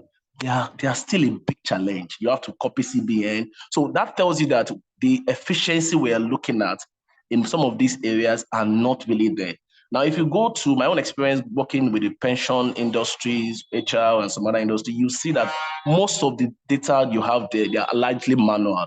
So the ones that they try to automate, you understand, the bottleneck of buying solutions from abroad is a big problem. I am going to give an example. So we went to a pension firm and we told the pension firm that, there's a solution to DocuSign. There's a solution to what? But when the dollar now got to a level, and they had to pay for the whole year. They came back and said, okay, let's try that solution. And build it now as part of their document management system. You understand? What we just did was that we just built an application. We're now trying to put in some kind of ML into it now. And today, it's saving them close to like $30,000 or $40,000 in a year.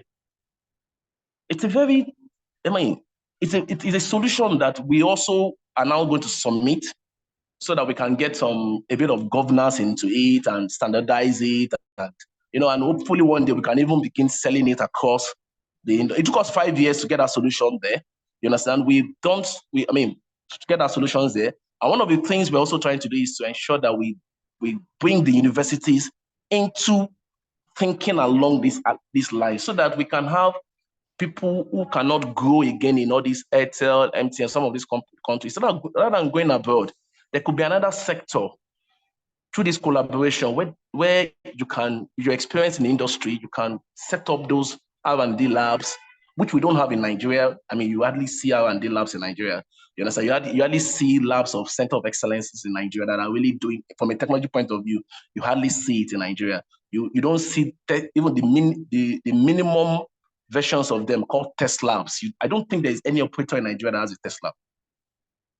Telecoms operators, I don't think there's anyone that has a test lab. So, yeah, please, can you go back? So these things are things that we need to look at.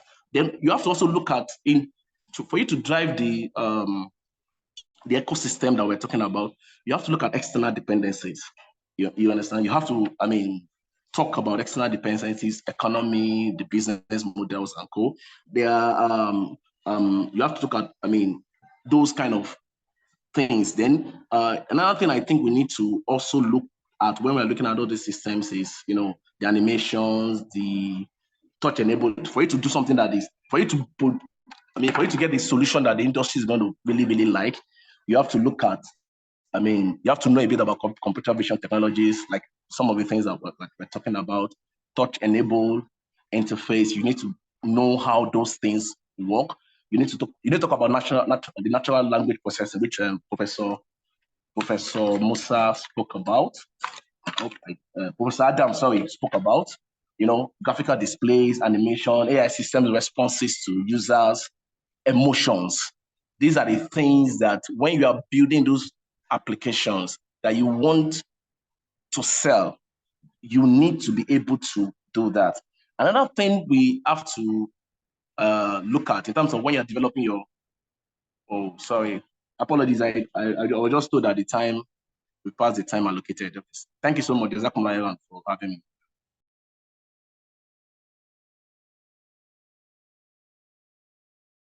Walaikum salam wa barakatuh. Jazakallah khairan, Brother Affinity, for that. Thanks for bringing the Nigeria practical application to a lot of the things we've been discussing. Like you've mentioned, we're also not trying to make this a one-off event. We are going to be trying to make it a series of events, and we'll be reaching out once we have new speakers and new ones that have been organized. Inshallah, we'll be communicating those with everyone. Again, Jazakallah khairan to all of the speakers that have spoken today, Professor Adam, Professor Ibino, and Brother Affinity to Jazakallah khairan. So we'll be moving to the next section, which is question and answer. So I've not seen a lot of questions in the chat section, but Abdul Hafiz has been collating some questions, so he would read some of those questions out. So the speakers can answer them. But then we'd also give like 5 minutes or thereabouts for people that haven't dropped their question that they prefer to ask directly. So we'll give you opportunity to raise up your hand using the reactions button in Zoom. So once you raise your hand, then you'll be unmuted and you'll be able to ask your own question. So Professor Brother Blafis will start with the questions we've collated so far.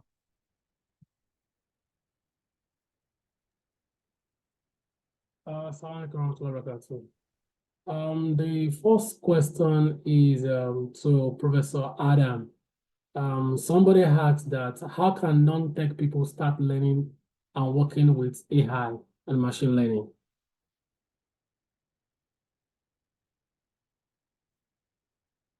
Is Professor Adam there?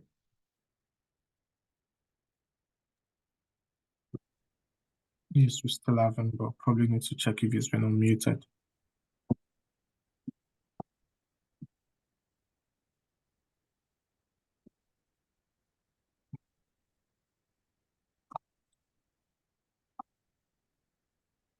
We'll go to the next question in the meantime. Okay, I can answer that question. I will try as much as possible to answer that question. Number one, there are 2 ways non-tech people can actually work with AI. There are, let me say, in AI, we have the upstream, we have the midstream, and we have the downstream also.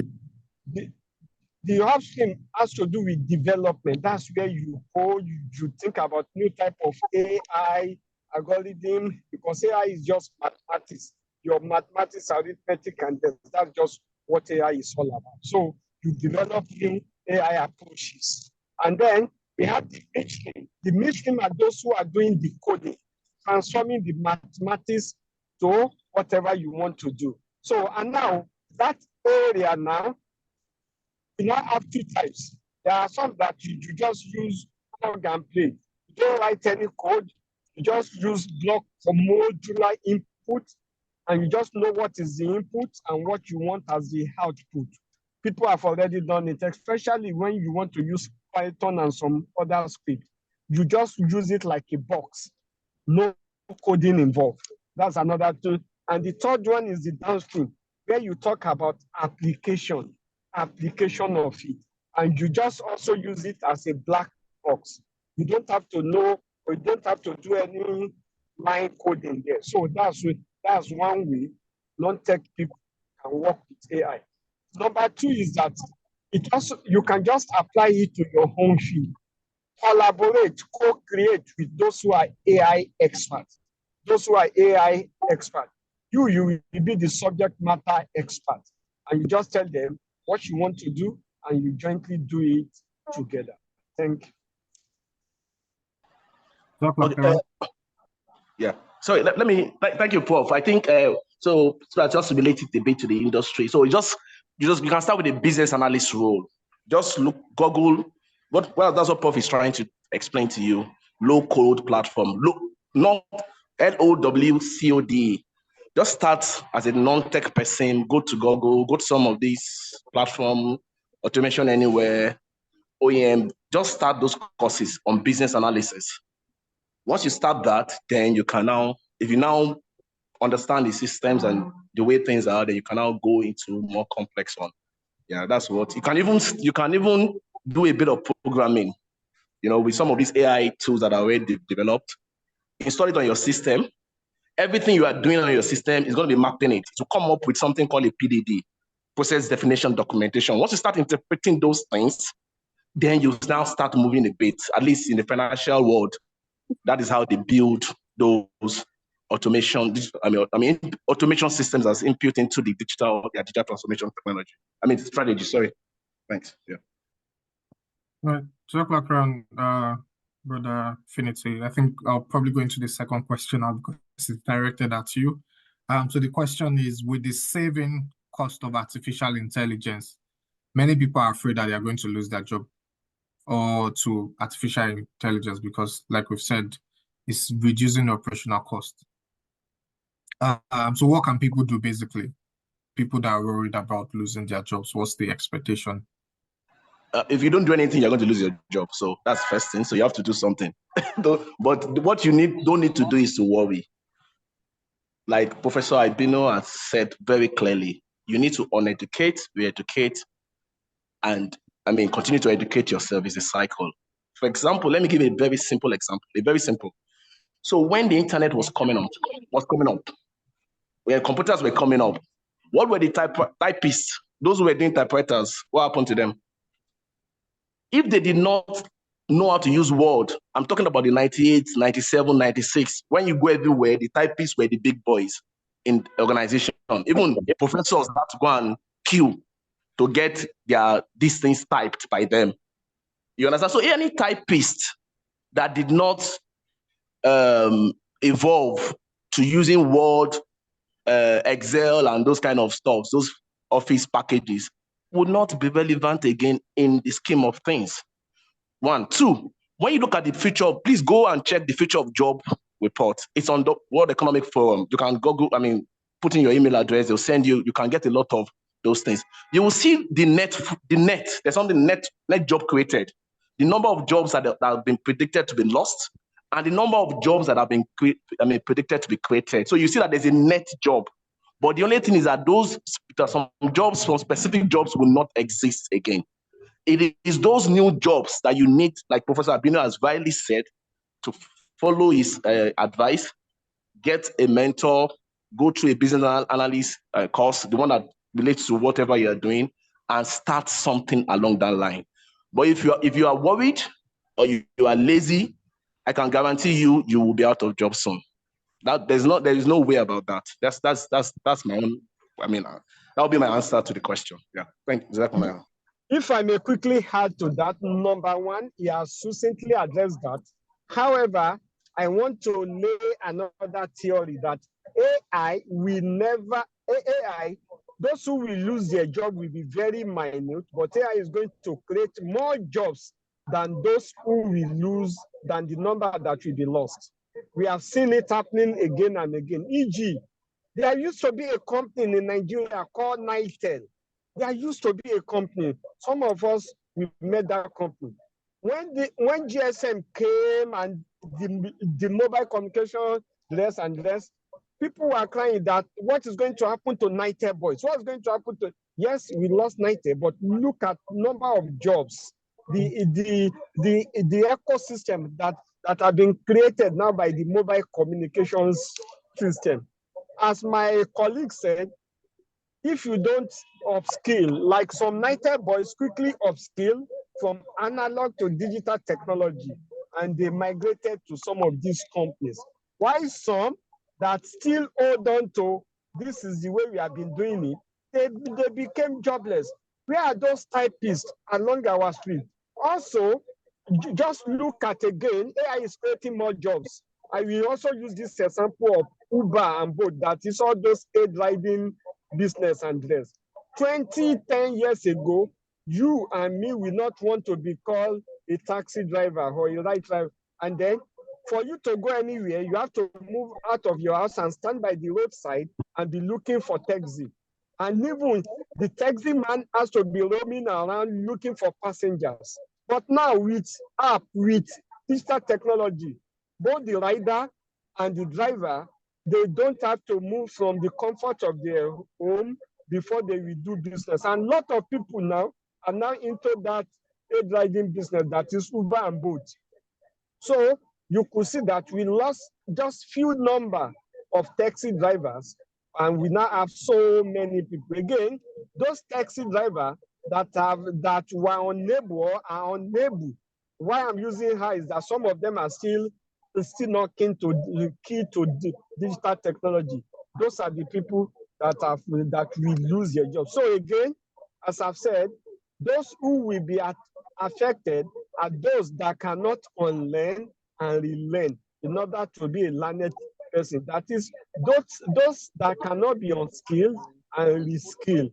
The skill you need today is totally different from the skill you need yesterday, or the skill that were in demand yesterday. So to me, my brother, we have shown you a non-exhaustive list of some of the skills you need to acquire.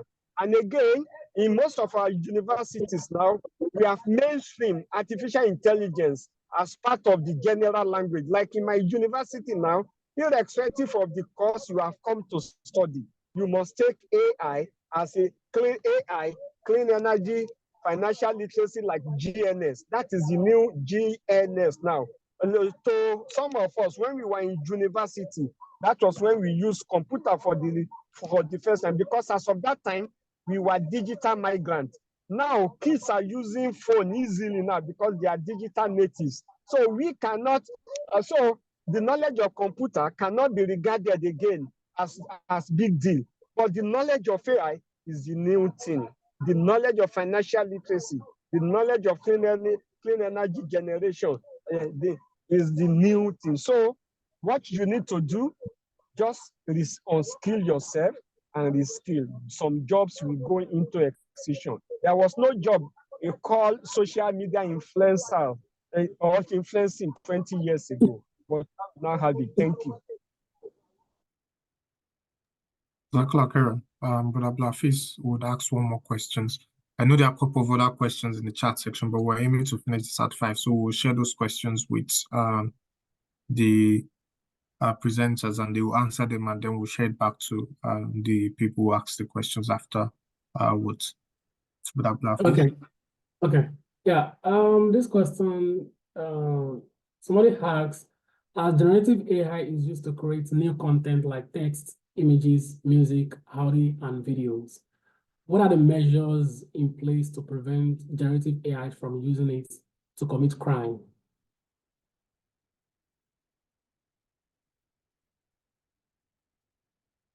Who's that?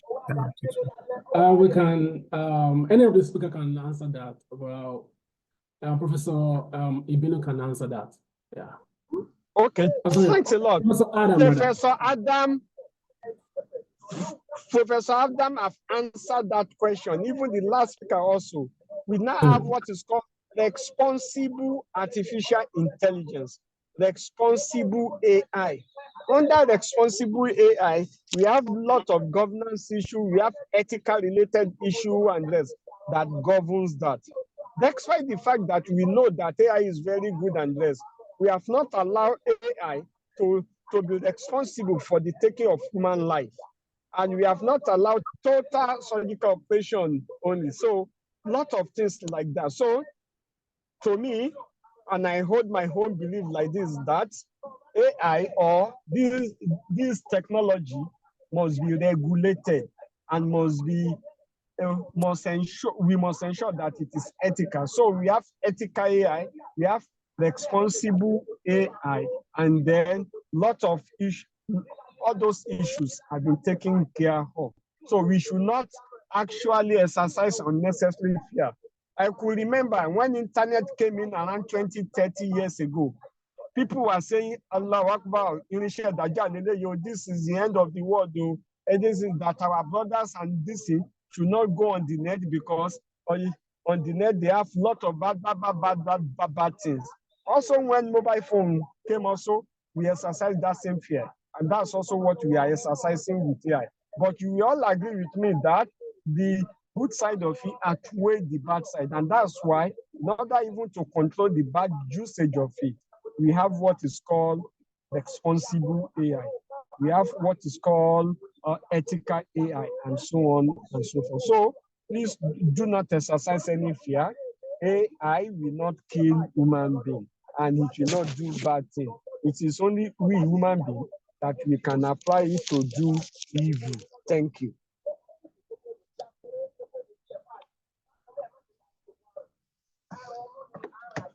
Exactly.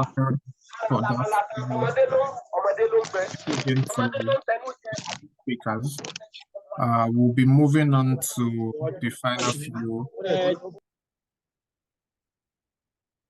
We'll be moving on to the final few sections of the agendas for today's event. So the next one we'll be looking at is some announcements we have from LASUMEGA to LASUMEGA members and even to non-members. And one of the first announcement there is that we have couple of 400 level undergraduate students that are seeking internal placements for industrial placements.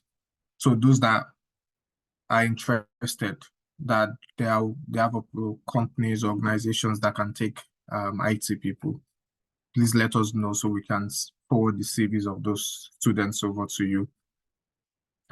So please, you can forward some to me, especially those in tech, but we are based in Ofa. And especially, and if you have anybody around Niger State, also let me know. Though yes, I'm not promising, but if you have opportunities around that point, thank you. All right, Jazakallah khairan, sir. So any other person that might be interested in helping out can also drop those. Okay, Professor Adam just came back. He went to pray before. We'll probably just give him opportunity. He said he wants to answer a question quickly. So, Professor Adam, if you're okay, thank you very much. Bismillah, salatu wassalam ala rasulullah. Assalamu alaikum warahmatullahi wabarakatuh. Thank you very much. So I appreciate the effort of co-speakers, starting from Professor Musa Ibinu and the other my brother. So thank you very much for taking the question. It was a prayer for Salatu Isha in my location here, so I had to go for prayer. Just came back actually. So one of the questions, so I know the Professor Musa Ibinu already answered the question related to the generative AI. Thank you very much for that. However, there was a question that how can non-tech people start learning and working with AI? So directed to me. Yeah, so the good news is actually there are a lot of opportunity in this science. And personally, championing one of the course, so which I call machine learning for all, or AI for everybody. So everybody can, and just like a Professor Musa Ibinu said now, gone are the days when we have JNS for introduction to computing. Now, general studies should be now introduction to AI. So AI is the new thing. So computer usage is no more an issue. So in this sense, we have a kind of, I personally put up some opportunity for people to learn how to use machine learning, your various areas of specialization without having to code. So, and we started this idea like 2020. So, and alhamdulillah, a lot of people have benefited, aside from research professionals, academia, and even practitioners in the different business industry. So we currently, recently, some of the top universities, including MIT, also started advertising what they call no coding AI. That is, do AI without coding. So that was what we started a couple of years ago, because we realized that based on my interaction with some of my students and colleagues in the other profession, people often register for AI courses online in UK, in US, pay a lot of money, but at the end of the day, some of them will withdraw halfway. Why? Because they couldn't understand it. Why? Because of programming. Always they teach them in Python, but the fact remains, you don't need to learn Python to use AI. You don't have to be a programmer to use AI. So it's good to know programming. You can have an edge over people who doesn't know it, but you are a professional in another field. You don't need to start learning coding before you start using AI. So in this respect, personally, I have a free course for people every Saturday, 9:30 to 10:30, 7:30 to 8:30 Nigerian time. And people can join from any part of the world. It's on Zoom meeting. So, and also some of the recorded lecture can be found in our YouTube channel also. So this, I believe, we use platform like Weka, whereby you don't need to do coding before you can start building models and then deploying your solution for usage in your own area of specialization. So I hope that answer the questioner. So a lot of opportunity these days for you. If you are not tech people, you are not from AI, from computer science background, that shouldn't be a disadvantage for you anymore with the kind of program we are making available. Thank you very much once again, the organizers and also my co-presenter. Jazakumullah khairan wa sallallahu ala sayyidina Muhammad wa alihi wa sahbihi ajma'in. Assalamu alaikum wa rahmatullahi wa barakatuh. And also, I want to use this opportunity to thank the organizer for bringing me and my brothers together. We have lost touch for a very long time, especially Professor Adam. So please, I will want you to connect with Prof after this. Inshallah, inshallah, for sure. Jazakumullah khairan. For sure. Jazakumullah khairan. Okay. So we're trying to round this up. Professor Adam, people are asking for the link to the Zoom meeting and your YouTube channel. So if you could share that either as part of into the Zoom meeting, or you share that with us afterwards, and then we can email it and share with people. So we'll then move on to vote of thanks now.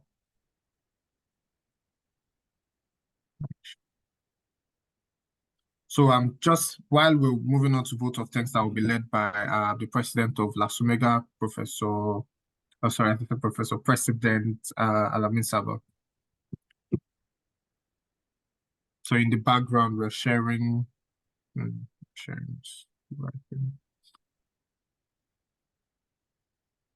Alhamdulillah, all praise and adoration is due to Almighty Allah, the Lord of incomparable majesty.